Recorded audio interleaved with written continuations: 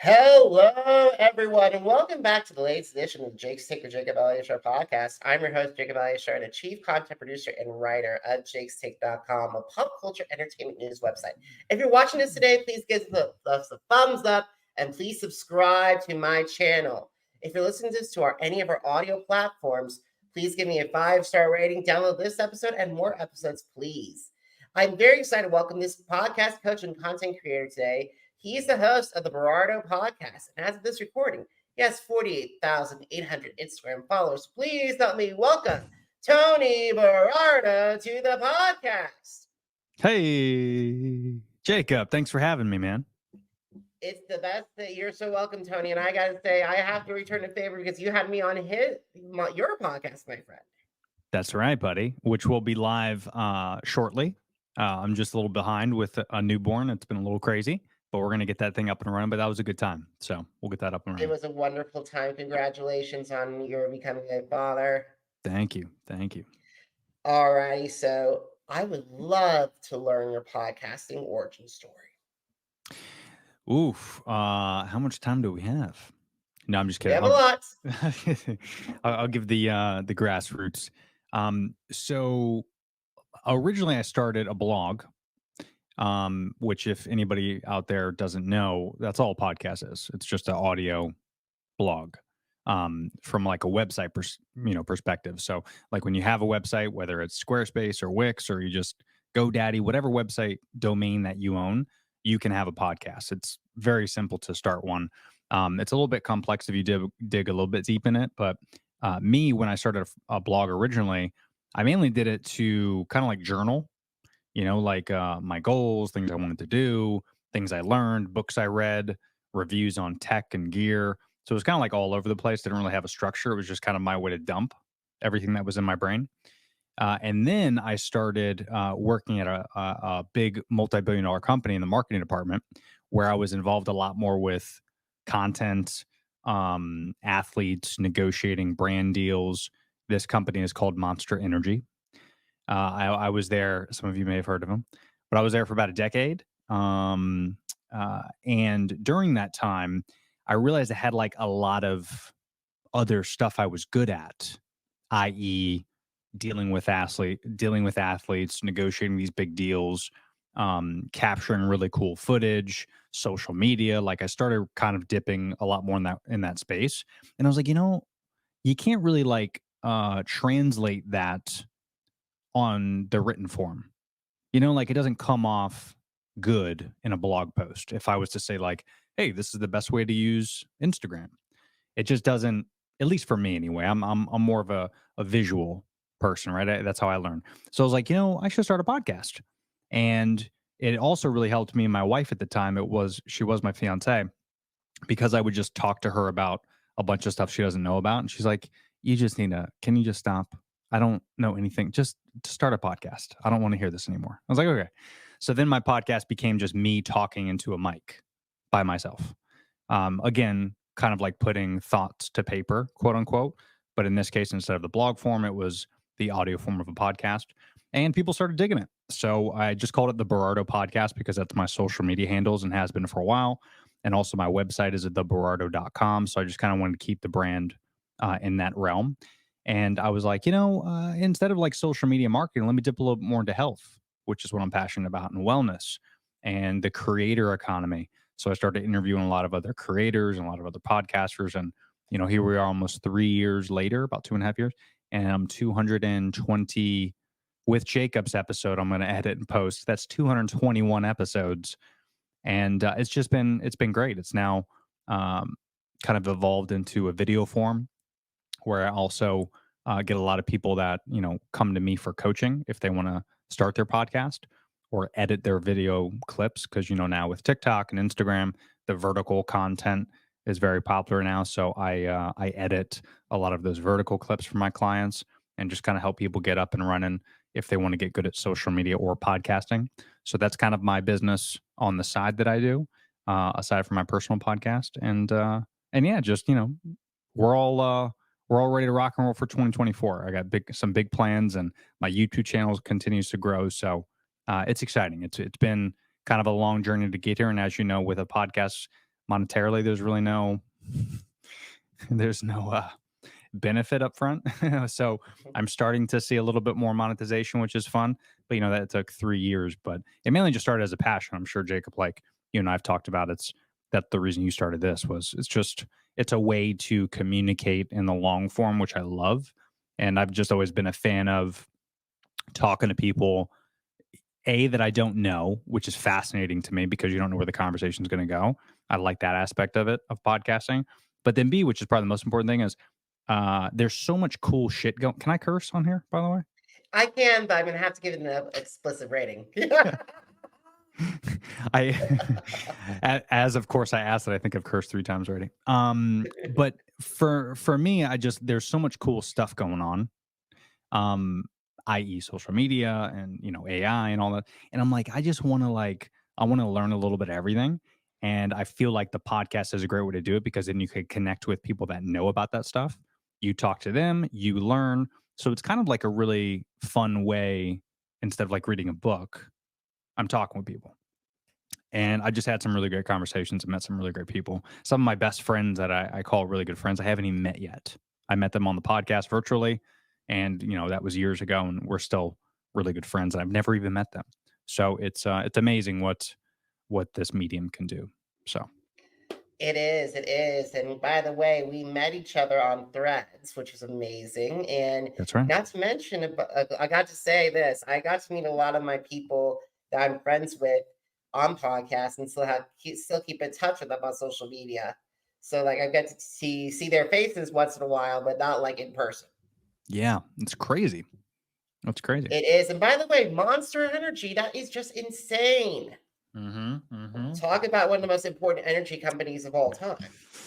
Yeah, beverage companies now. I mean, they've dipped into, they're in the isotonic space, which is kind of enhanced water. And they even have water that they sell. It's called Tour water, kind of like a Liquid Death. And then they, have beer and hard seltzer and hard teas now. So they're definitely expanding. It was a fun ride. I learned a ton. I started off kind of like, merchandising, delivering cases and selling cases of Monster to stores. And then within the decade, I got promoted a couple times to regional manager. And then I dipped into the marketing department, which was kind of where I found my passion. And I was there for quite some time. And that was great. It was cool to be a part of something so like fun and creative. Unfortunately, we had some differences, which is why they quote unquote had to let me go. And it was actually funny enough, it was because of the podcast. Would you like to hear that story? Wow, that is very fascinating. I'll let people kind of like look on my own YouTube because I did a whole video on it. I don't hate them because they did me a favor, but they told me I can only talk about certain brands on my podcast, and I was like, no, we're not playing that game. The reason I started this podcast is to say whatever the hell I want. So I don't care how much you're paying me or not. It's not, you're not going to pigeonhole me into that. So that was kind of our creative differences there. I got to say, kudos to you for saying I am not getting pigeonholed. Yeah. I know it must be rough, but at the same time, I don't like when I'm pigeonholed either. So it's better for us to be, as podcasters, that we can talk all what we love and not have any differences. Like I'd rather be able to talk about what I want to talk about than just be like muzzled. That's right. 100%. And again, we go back to there's so much cool stuff out there. It's like, you shouldn't, if you're a company or if you're a human being, you shouldn't focus just on one thing. There's so many cool things out there, and you don't know what you're going to love until you try it. So you shouldn't be with a company or a person, if you're in a relationship. I'm no expert, obviously, but if you're in a relationship and that person doesn't like what you do, that's a problem. You either find something new or you find a new person. You have to, you got to take care of yourself first and foremost. So that was kind of a turning point in my life. And they did me a favor because, now my content business is doing better than what I was doing at Monster. And I work from home, by the way. So now I'm a stay-at-home dad that has a content business at home. Like, it's pretty cool. So. And by the way, you're going to be the coolest stay-at-home dad ever. That's the goal. I'm going to try. Alrighty. So, in addition to being pigeonholed and things like that, or like what are some of the other challenges that you face that you're staying in our industry, and how are you able to overcome those obstacles? I'd probably say the big thing is, finding guests was always a challenge and still is. Um, as you know, it's tough. I mean, we met on Threads, and that's only because like I'm really enjoying Threads and the engagement. People seem to be excited about that community thus far. Kind of, it's the new thing. So I just would shoot out typically DMs to people that I find interesting.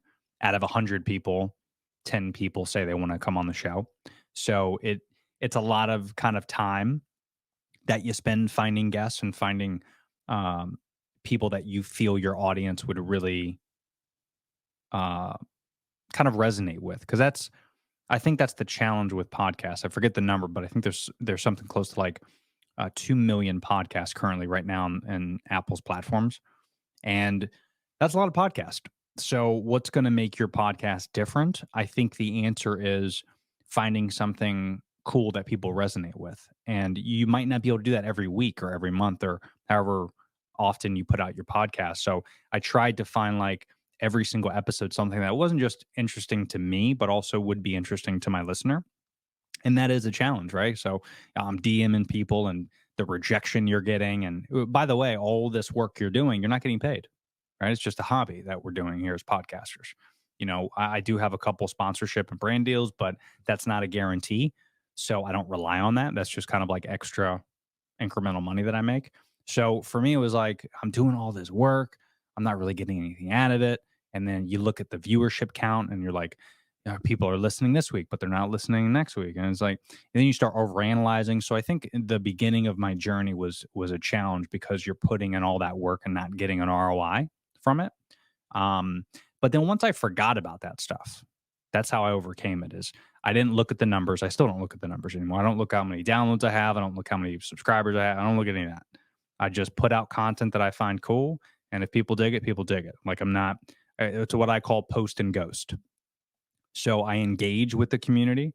So if someone leaves a comment, I try to engage back. I stitch videos. I give shout outs on my podcast for people that follow me. Like just the other day, I put out a thread of like, what questions do you want answered on my podcast I'm recording this week? I had a bunch of questions. So I actually responded to them and said, hey, I gave you a shout out on my episode 220. Go take a listen to it. And they're like, oh my God, that's so cool. So I try to engage with my listeners, but I don't overanalyze my podcast.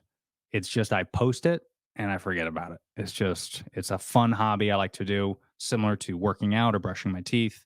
It's just a part of my routine. And I don't listen to other people. If they tell me they don't like it, okay, great. I like it. It's, so I accept feedback, of course, but I'm doing it because I enjoy doing it. And that's kind of how I overcame that challenge is I'm not in this thing to make money. If I never make money, I'm happy with it because I just like doing it. I gotta say that's the reason why I love doing podcasts too, is because I love talking with people, and there's so many incredible conversations that you can have. And I gotta say, like, I give you kudos a lot, Tony, because the thing is, I was looking back at some of your old episodes, and you were able to go on for at least 40 to 45 minutes. And like for me, Yeah. solo, that for me, I'm a writer, and it's very when I do the only time I go solo is when I do the best of the year episode. So I Mm, feel extremely uncomfortable and vulnerable. But like I gotta give you kudos for doing so. Kudos for doing solo. thanks. Yeah, those usually would be a challenge, but I've spent I don't know, close to 20, I'm 38 now, so close to 15, 16 years of managing people. So all I did was, I used to speak before Monster Energy, I worked at Coca-Cola. So I would speak in front of hundreds of people at a time. And when I would manage people, I had, 20, 30 direct reports. And I had to do these big conferences. And so I'm always been, I think, good improvising and taking one topic and just kind of being able to make it more open-ended. By that I mean, like, you and I can have a conversation about 5 things that I know, but I could drag it out for 3 hours. because I like to make things open-ended where it's not so matter of fact. It's more objective. It's more, let me hear your side of things. What do you think about this? That to me has always been the most exciting and intriguing podcast, is where it's more objective and not so like one-sided, you know? And that's kind of why I think I'm able to do those solo podcasts, is because when I take a topic, let's say it's, health and wellness, eating right, for example, or something, it's never like my diet. It's, this is what I used to do. This is the current studies right now that have worked. These are some examples. These are other people. So there's many layers to that one specific podcast. I think a lot of people, when they try to do solo podcasts, they just try to, do it in the perspective of themselves. And everyone's so different. So I don't know about you, but if I was listening to a podcast that was 40 minutes about just one guy ranting, it's kind of like, I don't need to see that.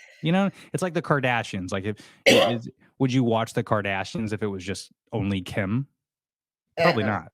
Right? It's like, it's the dynamic, it's the drama, it's the different stories, it's the transitions of the storylines. It's all that stuff combined that makes kind of a very popular and successful show.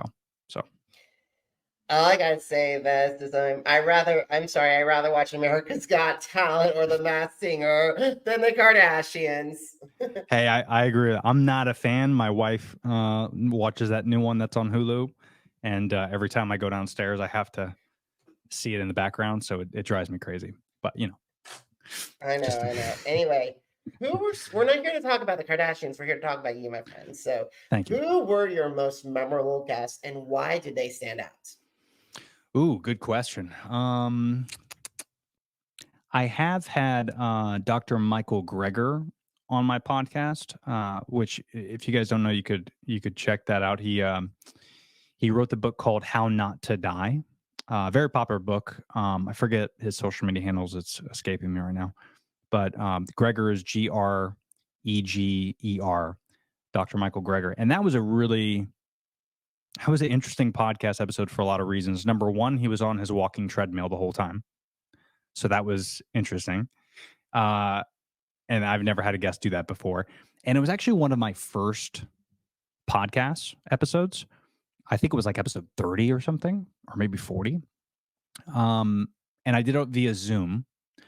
I've updated my process here in 2024. But I thought that was interesting for a lot of reasons. A, because of the guests. It was talking a lot about health and wellness and things that I didn't even know. And I was kind of looking for different ways to better my life. I have Crohn's disease, and I was diagnosed just a few years ago. And I used to eat a lot and kind of treat my body like an amusement park. And I think my body was like, oh, okay, you going to do this? All right, we're going to give you Crohn's, buddy. So I've been finding ways to literally try to find a cure. And there is no cure. But I think I'm at the point now where I'm in remission, to where I don't want to say I cured it, because I'm still going to have issues, but I'm always finding new ways to be more healthy and get better and deal with this disease, because millions of people deal with it on a daily basis, and it's different for every single person. And he really gave me a lot of insight on what I could do. Eating a plant-based lifestyle was one of the things that he kind of preached to me a little bit, and that's what his whole book's about. So that was really eye-opening for me. I learned a lot from that, and I was not good at podcasting, I don't think, then. I'm embarrassed when I go back and look at some of the other episodes, but I thought that was cool, because not only does he have millions of followers, but it was episode 30 or 40, whatever it was, but I reached out in the DM. And that is the other reason why that was one of my favorite episodes. It wasn't my best. I didn't like it personally, like me as the interviewer, but the fact that I was able to get that via DM, and the dude came out with another book, again, millions of followers, I thought that was really cool. So that to me kind of stands out, because a lot of the other podcasts are just like, it's too hard to pick because they're so good. There's some by Heather Parody, which I really enjoyed. She has a big following on social media. Amadeo, which is one of my buddies that is from Italy, and he is now here in the US. We had a really good episode. That probably stands out the most. But in terms of like a shock to me, it would be that episode. I feel like Dr. Michael Greger. So, but it's I've hard to never pick. heard of a guest that has done a treadmill. That you was walking on a treadmill while we were recording a podcast. I bet he found something fine, but like I don't think I would be able to do that. Yeah. I have a walking treadmill. It's not easy to do things and also especially be on video. But he did it well. He's very, he's in shape. He's not like jacked or anything. He's just a really healthy older gentleman. So yeah, that was interesting. But that one stands out to me for sure because that is a challenge. And those are my only ones still to the day. 220 episodes in, no one else has been on a treadmill. So it's like he holds that title. That's pretty cool. Awesome. So let's talk about who are your dream guests, Tony? Ooh, man.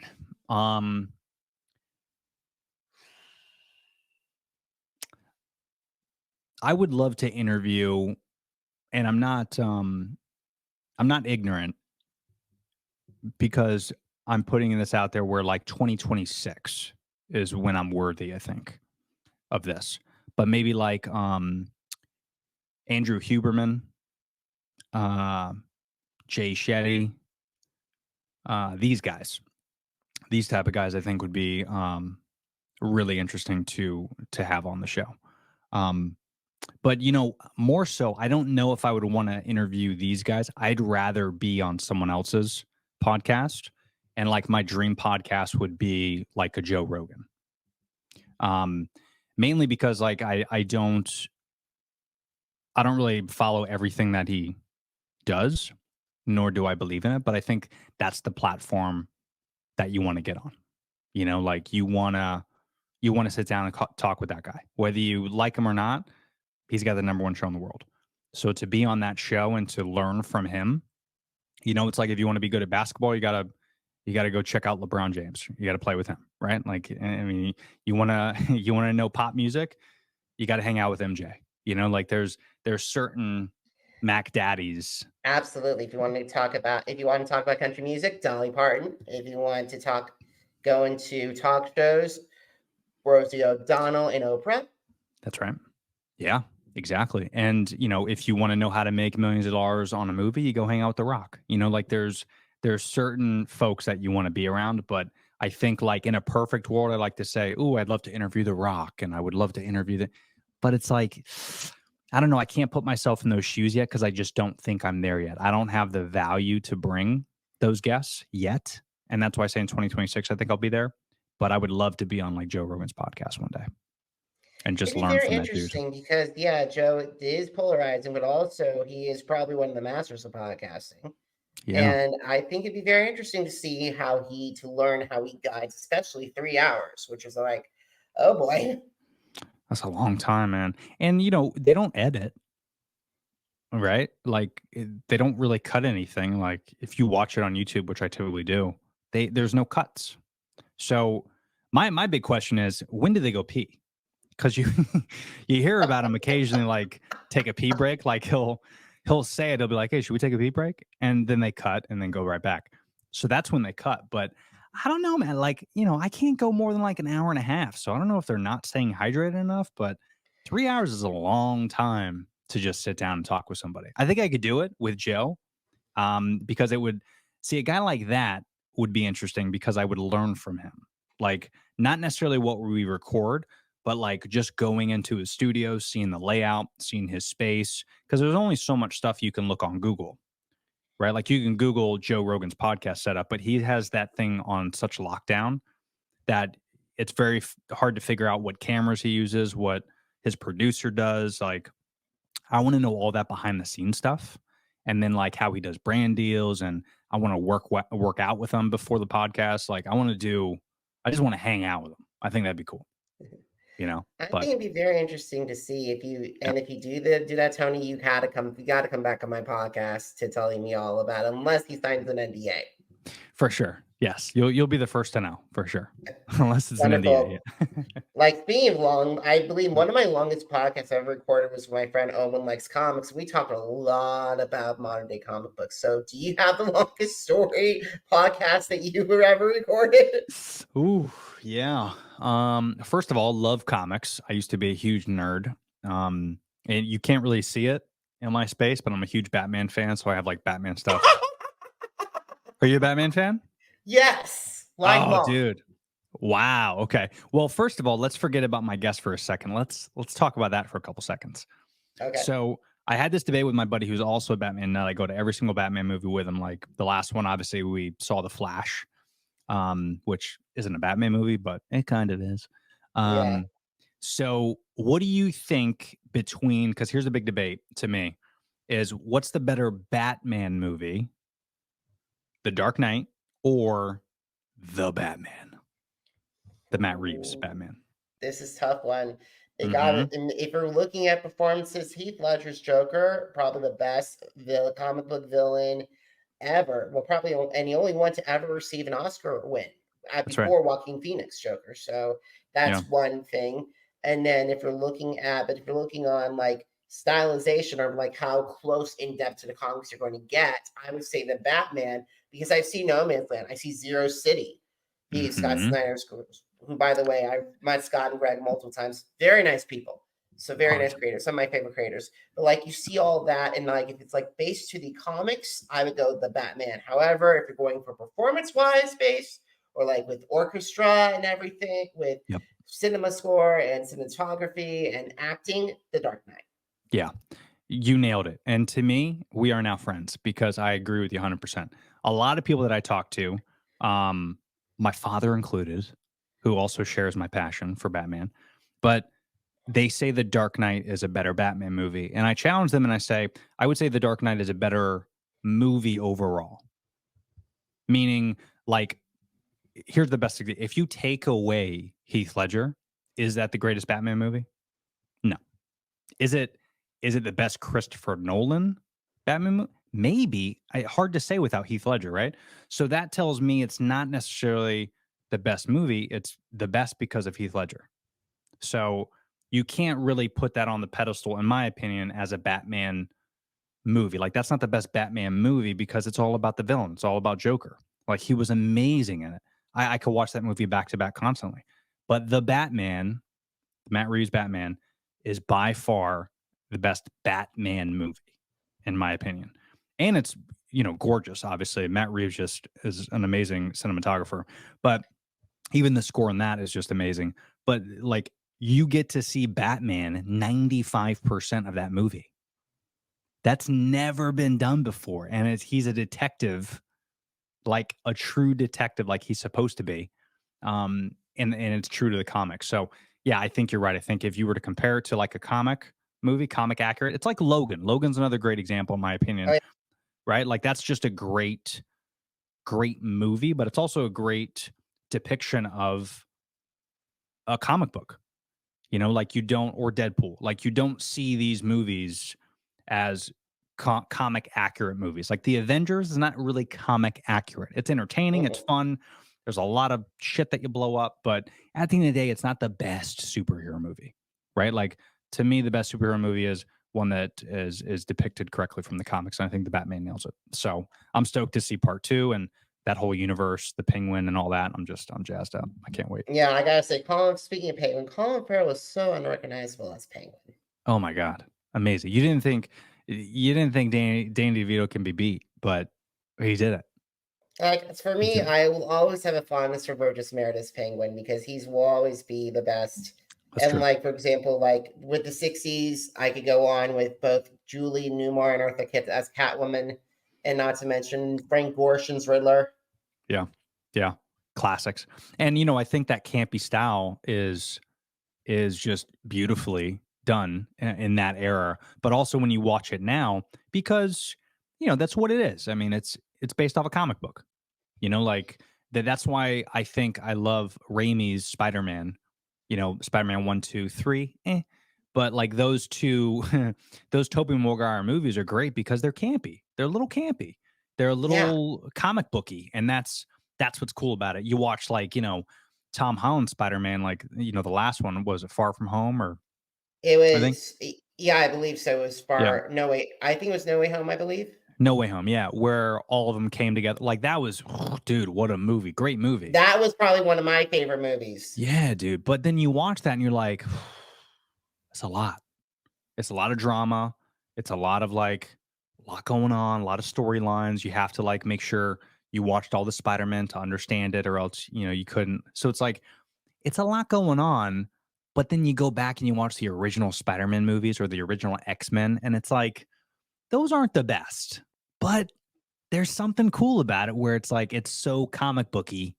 And I wouldn't be mad if we went back to that. I love the Joker, right? The version, Todd Phillips versions of it. And I'm excited about that. So I think there's like one aspect of that and like the Batman and Logan's of the world. And then I kind of like the campy stuff. I don't know if I'm digging everything in between. And I think that's why the MCU is hurting so much, is because people are like, dude, this is enough. Like multiverse every fucking movie. We get it. Okay. Let's. And the thing is, just to let you know, the only good villains from Phase 4, in all honesty, were William Dafoe and Agatha Harkness. Mm-hmm. Those Which, are the only two great foes from Phase 4.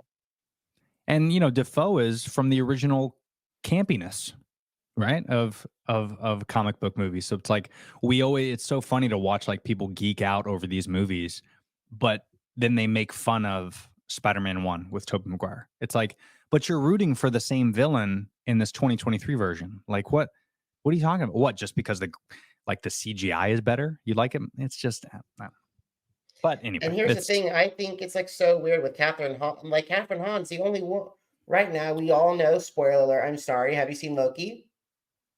I'm 2 episodes left. So, okay. Yeah. So put a pin on that and then we'll talk offline about Loki. Can't wait. Yeah. I love that show though. That's a great show.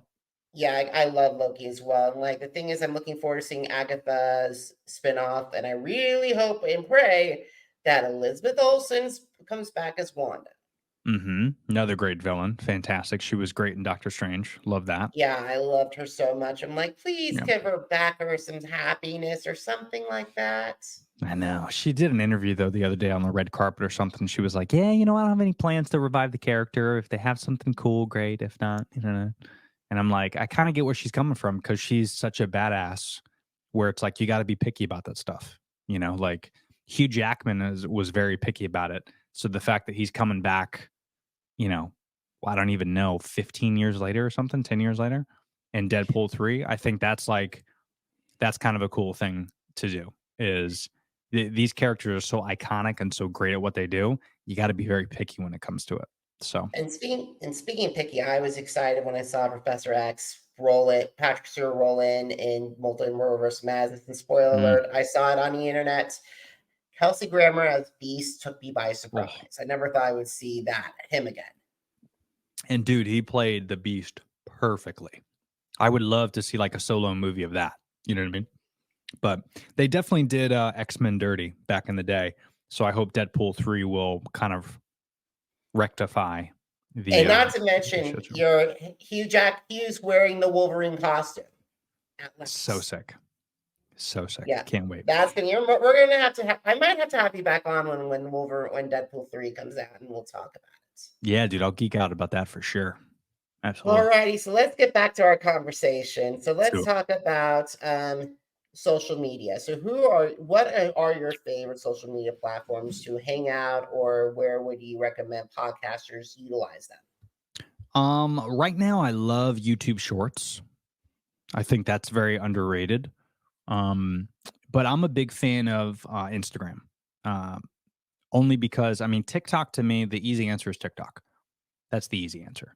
But unfortunately, I just don't know if as a podcaster, that is, if we're just talking about that, I don't know if TikTok is the best, because there's no tools currently that will push your audience to listen to your episodes. The one thing that Instagram, I think, compared to any other platform, especially if we're talking vertical, Instagram is just a powerhouse when it comes to customization of your stories, your reels. You can leave a link to a podcast episode. So like if you were to cut this episode up and into 1 minute vertical clip, you can leave a link in your stories, and that link will bring the follower right to this podcast episode. TikTok, you can't do that. You'll get people to watch, and I think you can go viral easier on TikTok. I think it's a more engaging platform. I think overall it's a better platform to be on. But in terms of like growing a following, monetization, Instagram is just there still because you got Instagram that you can also share everything on Facebook automatically without even pushing a button. You could just set it up automatically. So now you're engaging with those Facebook followers. So I just think that's something that TikTok doesn't have. So unless you already have a huge following on TikTok, I think Instagram is still the Mac Daddy. You know, there's just a lot more customization, a lot more things you could do to keep your audience more engaged. TikTok to me is like, that's the typical, you know, Gen Z, maybe millennial platform where you just want to aimlessly scroll and you want to laugh, you want to see authentic content, you want to see real content. And there's nothing wrong with that. I think it's fantastic. I think it's just a better platform. But from a business standpoint, I don't know. I think Instagram's the way to go. So Awesome. So we got to start winding down our conversation. So why should my audience check out the Berardo podcast? I think you're going to get some value out of it, whether you want to learn how to podcast, you want to learn about content, maybe you want to get better at your overall mental and physical health. I dip into so many different topics on a weekly and monthly basis that I think you'll like at least one episode. And I think if you like one episode, I might hook you in for multiple. So just, you know, give it a shot. Listen to a couple. You can also see it on YouTube. I like to keep my YouTube videos pretty engaging, so it's not so boring when you watch the whole thing. But yeah, I think you'll get value out of it. That's why you should listen. Also, so where can I listen to it? What podcasts, and then also not to mention your social media handles. Yeah, so you can find me everywhere at the Berardo, the Berardo, and my website's theberardo.com. You can find me on YouTube at the Berardo. So I'm everywhere: YouTube, Apple, iHeart, Amazon Music, Spotify, you name it. I'm on all those platforms. So check it out there. Alrighty, guys. If you missed an episode of the Jake's Take with Jacob Elyachar podcast, visit our channels on Amazon Music, Apple Podcasts, iHeartRadio, Podchaser, Spotify, and Spreaker. Jake's Take with Jacob Elyachar, JACOB Are you on social media? Because I'm on social media too. Facebook, Instagram, Threads, TikTok, and YouTube. Jacob Elyachar, JACOB And guys, check out jakes-shake.com, the blog to start it all. For more articles, my take on new music, what went on with Masked Singer Season 10, what's going on with America's Got Talent Fantasy League. So don't miss, go to jakes-shake.com. Tony, I'm so grateful that you came onto the podcast. I'm so grateful to have you as a guest. This was fun. Thank you for having me, Jake. Appreciate it. Let's do it again. Absolutely. And guys, thank you so much for watching. Thank you so much for listening. Until next time, have a great one, everybody. Goodbye.